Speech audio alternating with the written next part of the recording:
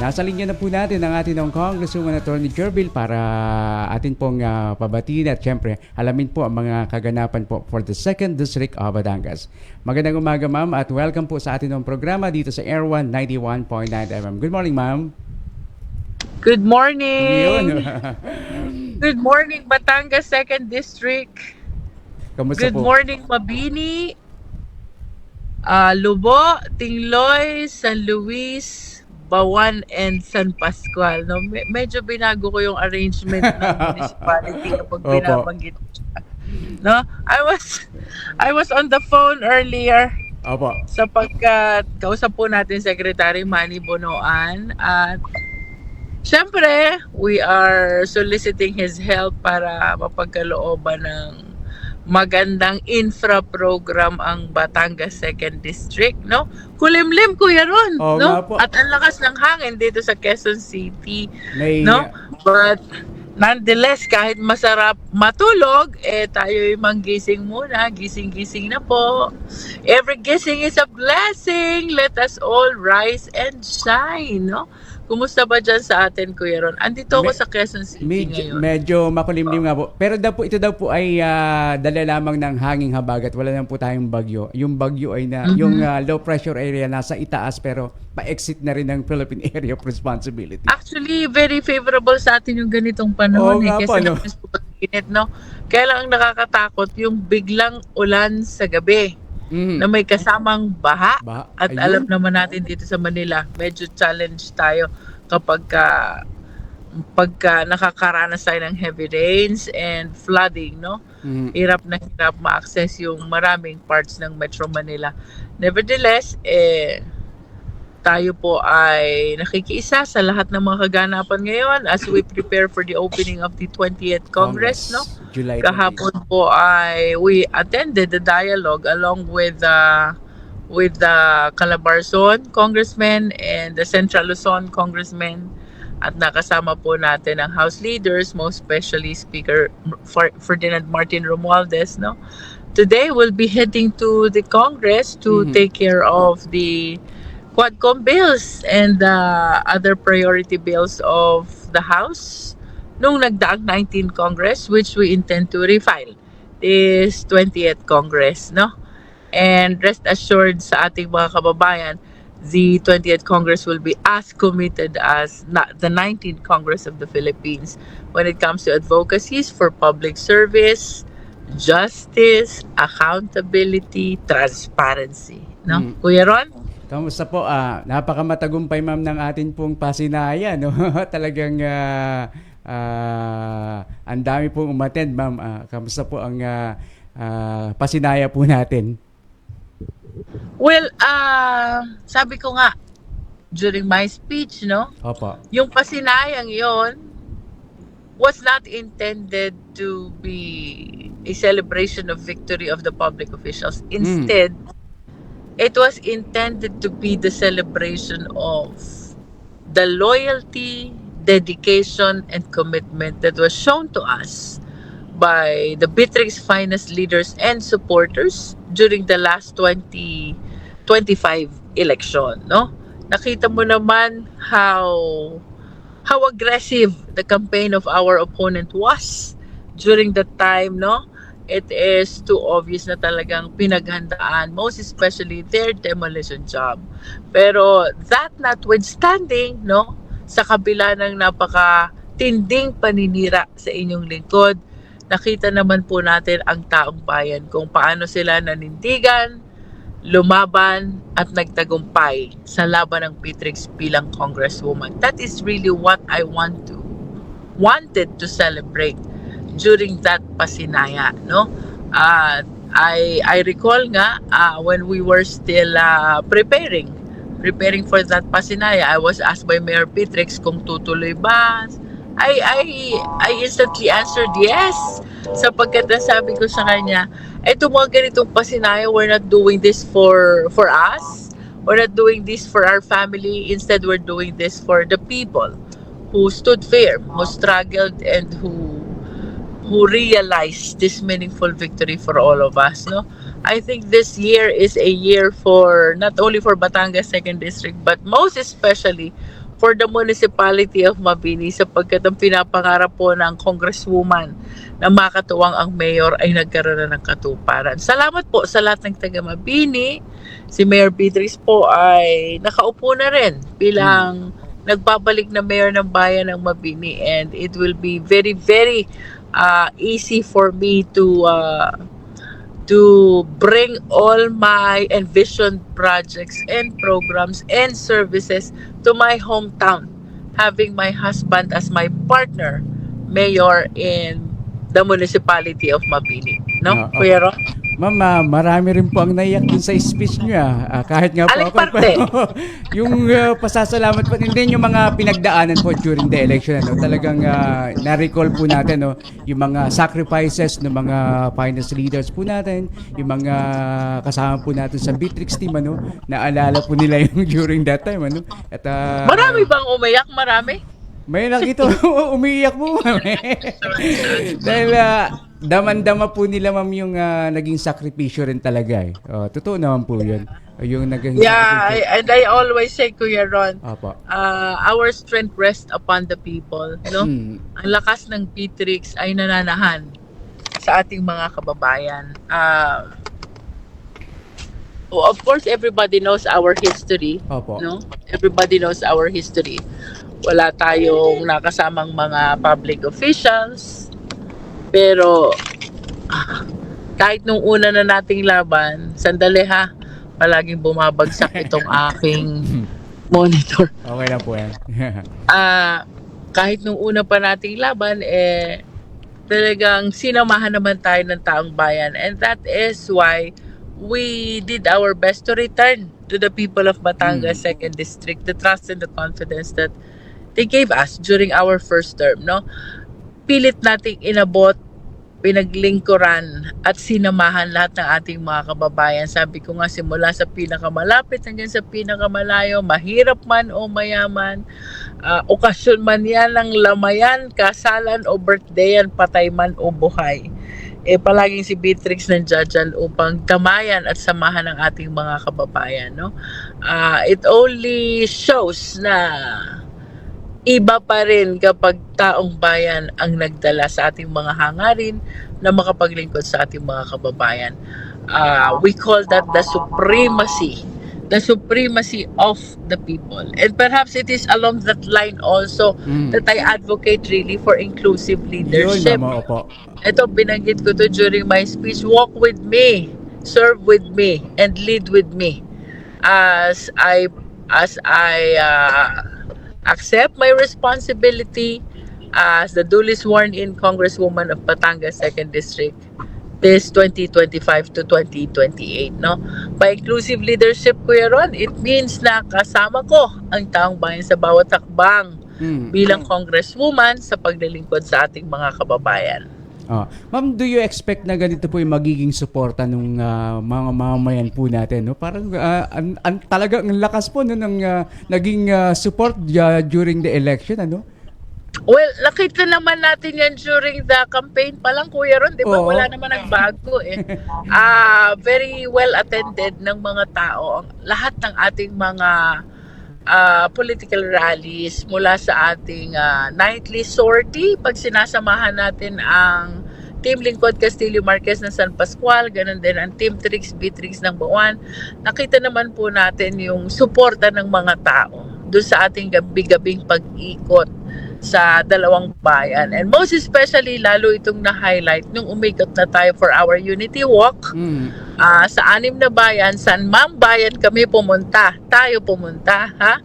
Whether it is the far island of Tingloy, sa ating sariling bayan ng Mabini, doon sa Malayong Lubo, San Luis man, San Pascual or Bawan, very well attended ng ating mga kababayan, ng ating mga naging political rallies. And I have to acknowledge most especially the support and participation of the people of Bawan during their Unity Walk, kasi it is too obvious, pinakamarami ang taga Bawan among the Unity Walk of the 6 municipalities of Batangas 2nd District. Kung ang kapan yung paramihan ang nag-attend tingin ko, walang tatalo sa bayan ng Bawan pag sa dami ng dumating na tao during the Unity Walk. Kuya Ron? Opo. Okay, may ma'am, yung mga programa po ngayon, ano, yung pong sa Mabini, Batangas, ito pong conversion ng Mabini Hospital into Tourism Hospital po. Matagal na pong pinaplano to. Ano pong Yeah. sitwasyon na po, We had our initial meeting with Secretary Herbosa, no? Sinamantala ko nga yung pagdating niya when he attended in Batangas Medical Center, the blessing of the 4 special centers, no? Special centers. Ano nga ang tawag doon? Nonetheless, nakausap natin doon ang provincial director ng DOH, ang regional director ng DOH, at saka ang medical director ng Batangas Medical Center, who is Dr. Torio, no? So, sabi ko kay Secretary Herbosa, samantalahin na namin to, at least kumpleto na makakausapin just in one sitting, no? We were presented with different options by Secretary Herbosa, and of course we have a Sangguniang Bayan in Mabini.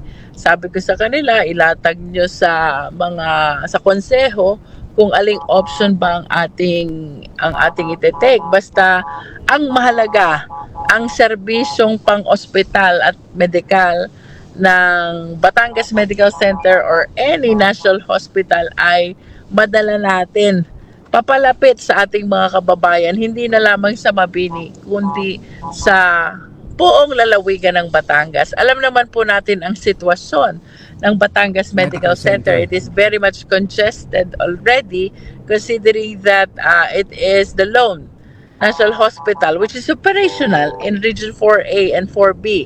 Kaya yung pinagtataka ng ating mga kababayan, bakit may taga Cavite, bakit may taga Laguna, bakit may taga Mindoro? Yes, because BAT-MC is a national hospital, no? And this is what I am offering to Dr. Herbosa. Kapag binuksan natin ang Mabini Community Hospital as one of the national hospitals or during the interim as a satellite hospital or extension hospital of BAT-MC, hindi niya lang natulungan ang neighboring municipalities ng Mabini. Natulungan din niya ang Batangas Medical Center by decongesting the patients, which is overwhelming already the services and capacity of Batangas Medical Center, no? So, anong direksyon ang tinatahak ng Mabini Community Hospital ngayon? Well, we are certain already and we agreed. We are supported by the DOH and the rest of the people in the health services in nationalizing Mabini Community Hospital.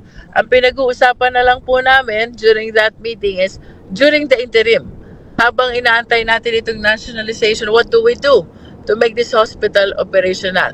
Basta sigurado po, tutulong ang DOH, tutulong ang Batangas Medical Center. We are just waiting for the final decision of the Sangguniang Bayan of Mabini kung anong direksyon ang tatahakin during the interim that we are nationalizing Mabini Community Hospital. Kapag ito po ay nangyari na, sa lahat po ng ating mga kababayan from Batangas 2nd District, rest assured, bukas na bukas po ang pintuan ng hospital na ito, hindi lang para sa taga Mabini, hindi lang para sa taga Batangas 2nd District, kung hindi sa buong lalawigan ng Batangas upang may pagkaloob po natin ang serbisyong medikal at hospital para sa lahat ng ating mga kababayang Batanggenyo. Kuya Ron? What will be the advantages pag na-convert po sa tourism hospital in terms of services na maibibigay po sa mga hindi lang po mga taga Batangas kundi sa ibang mga taga-lugar po? Kapag naging tourism hospital to, Kuya Ron, sabi ko nga kay Secretary Herbosa, this will be the first specialty hospital in the country, no? Kauna-unahang tourism specialty hospital, no? The reason why we are considering this, alam naman natin sa Batangas, napaka-significant ng tourism industry. And we have to add na dito po sa Mabini Community Hospital, even during the time of my husband back in 2016, up to this time lang bumalik na po siya, meron po tayong hyperbaric chamber na nasa loob po ng Mabini Community Hospital. Ito po yung equipment na ginagamit for decompression illnesses ng mga divers, no? Kaya very much interested si Secretary Herbosa to support really the nationalization of Mabini Community Hospital under its new name, Batangas Tourism Specialty Hospital. Hospital, which will serve and operate not just as a tourism hospital, but as a general hospital, meaning all other services will be catered to the patients of Batangas Tourism Specialty Hospital, no? Mm. We also discussed about the dialysis center. Inaantay lang po natin itong private company who will be partnering with us in putting up this dialysis center inside Mabini Community Hospital. Tapos nag-usap na rin po kami ni Dr. Legaspi, the president of Philippine General Hospital. They are interested to bring back the rural surgery program to Mabini Community Hospital. Oo. So, indeed, I am very hopeful and positive. Why? Nasa likod po natin ang DOH. Nasa likod po natin ang Batangas Medical Center. Suportado po tayo ng Philippine General Hospital.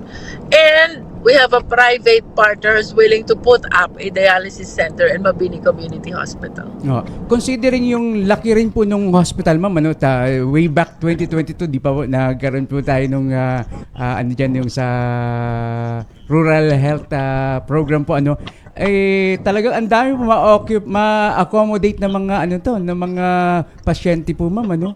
This will be a great help. Yes. Yes, and what I plan to do, yun pong ginagamit nating budget for GL, no? Mm. Na minsan nahihirapan tayo sa mga hospital kasi restricted kung hanggang magkano nila gagamitin. Tapos, ang balita ko ngayon, ang inaalaw na lang, patients na nasa ward, no? But, I honestly believe we have to consider also the condition of the patients. Paano kung yung condition ng patient hindi talaga pang ward?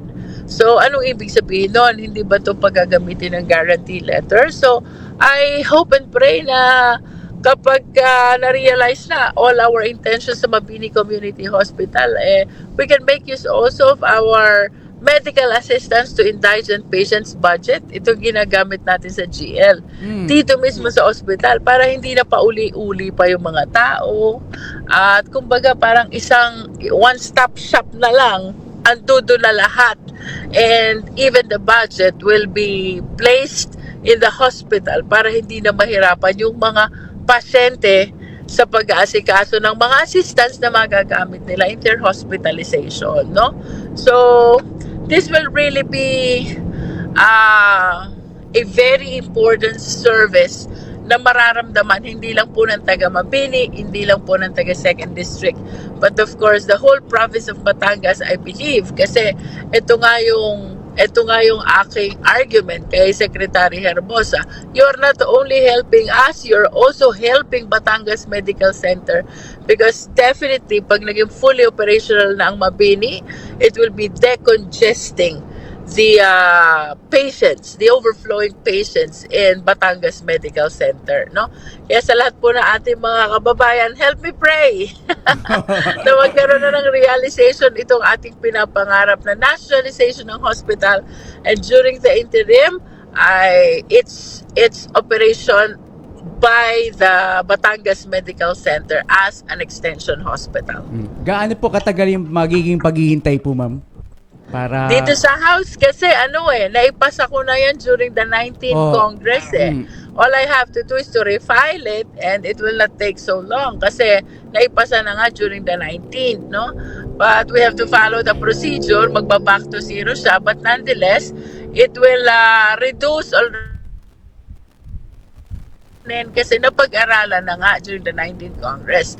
I think what I am just waiting for is for the Senate to reorganize, no? Pag natapos na po yung reorganization ng Senate, I will be able to decide to know first kung sino magiging chairman ng Health Committee and perhaps to solicit his support towards the nationalization of Mabini Community Hospital, no?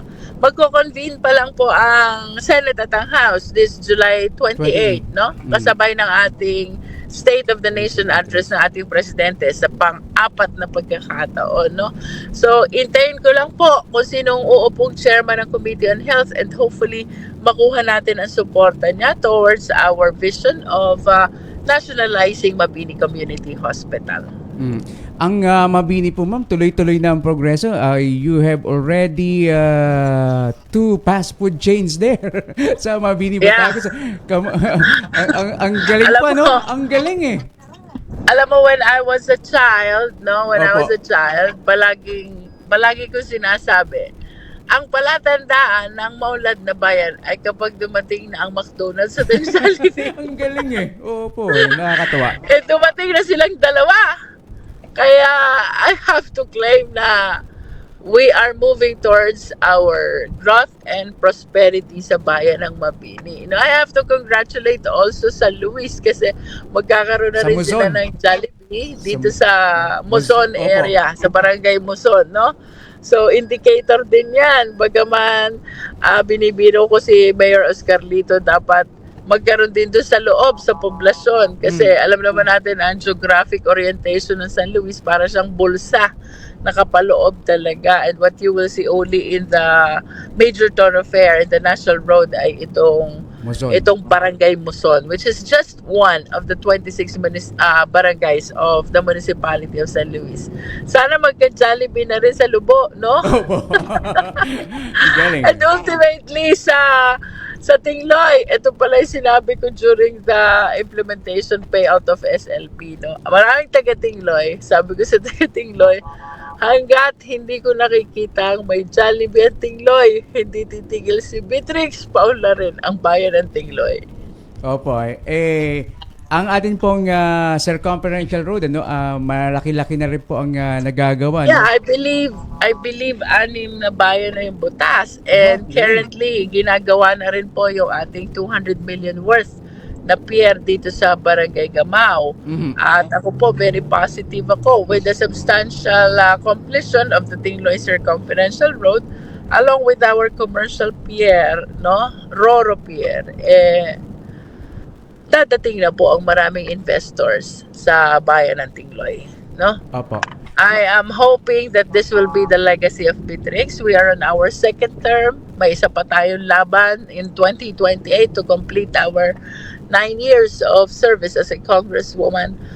Kung meron man po akong isang mahigpit na pinapangarap, huwag naman magseselos yung ibang bayan sapagkat alam naman natin na napag-iwanan talaga ang islang bayan.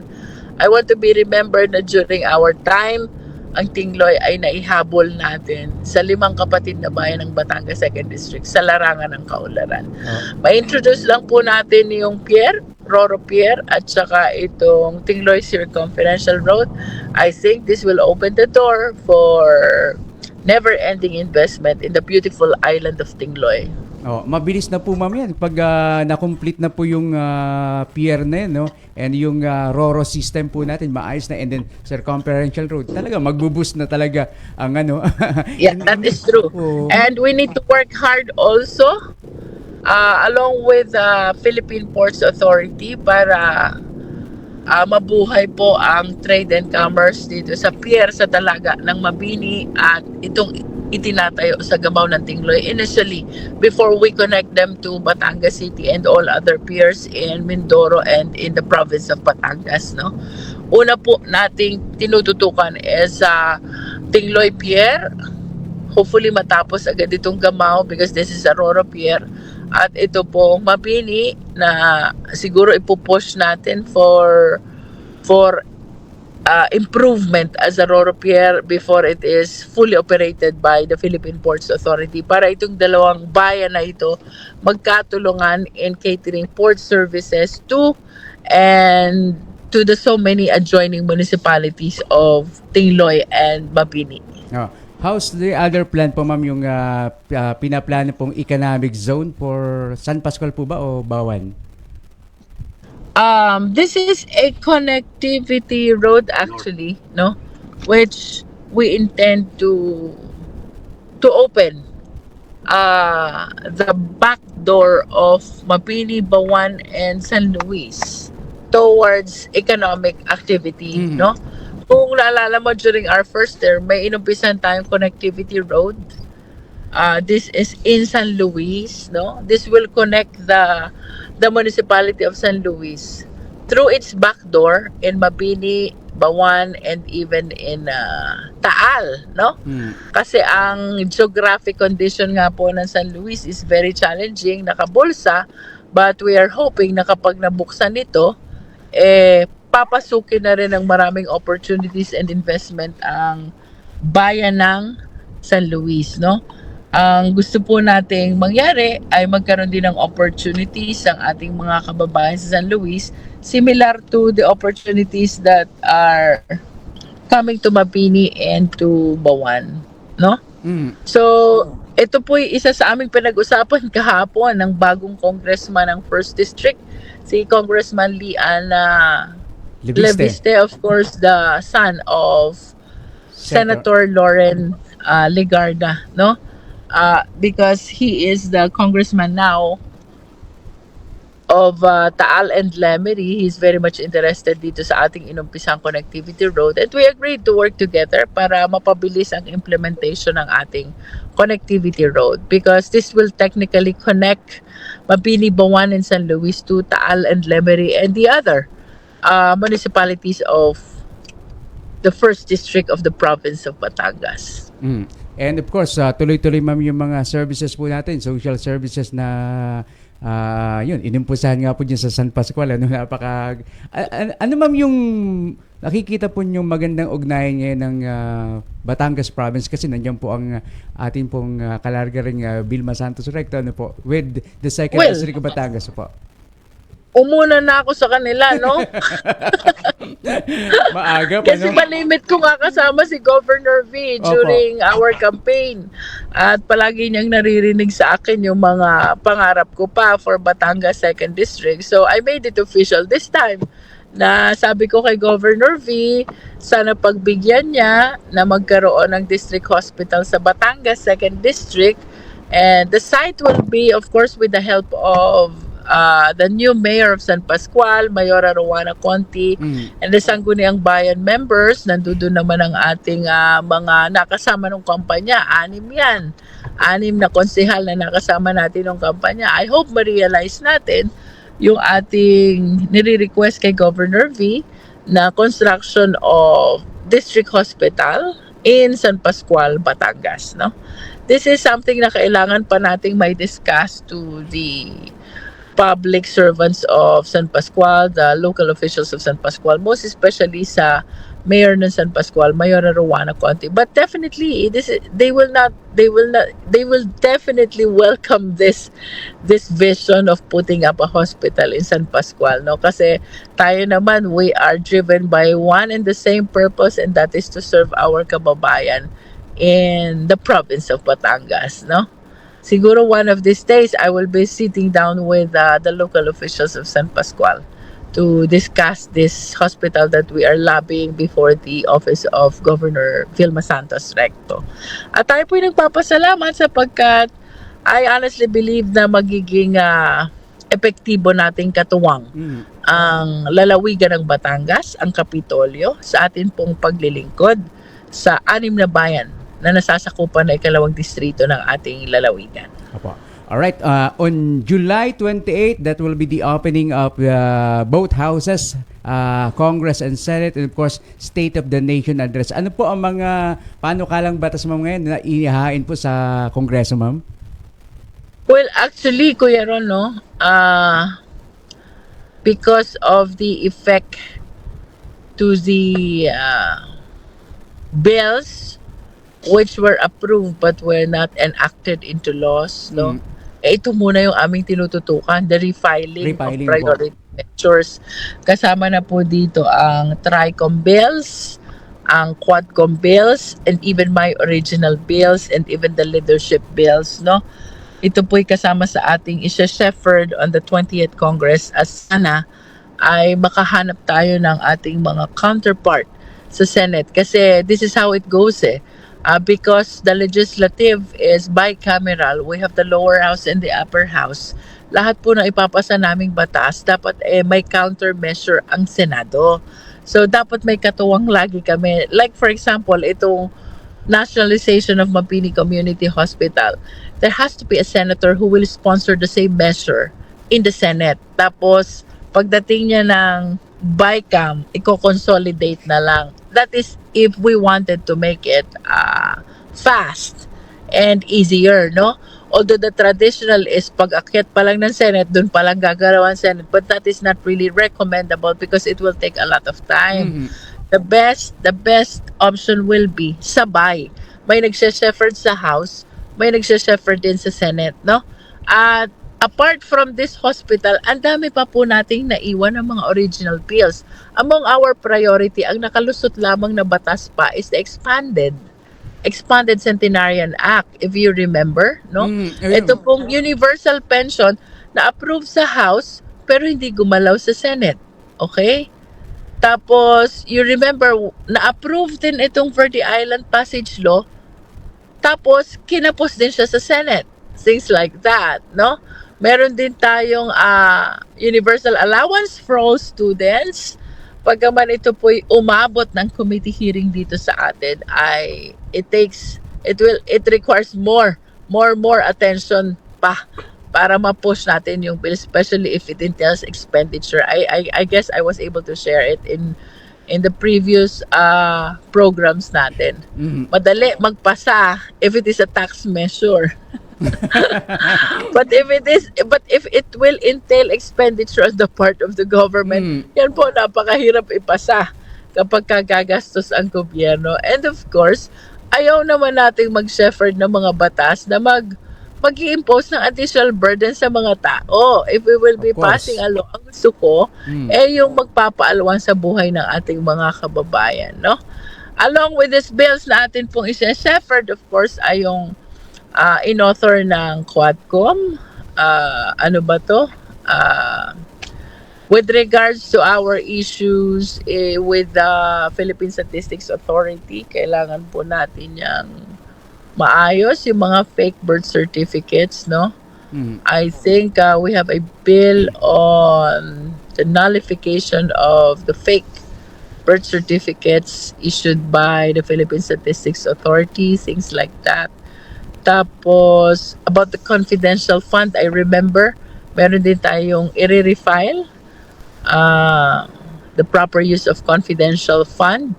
Nandito, ang nag-file naman po niyan is the Committee on Good Government, no? We are going to collate all these important measures filed by Quadcom, Tricom, and the Good Government Committee para ma-shepherd po natin ng maayos as we welcome the opening of the 20th Congress.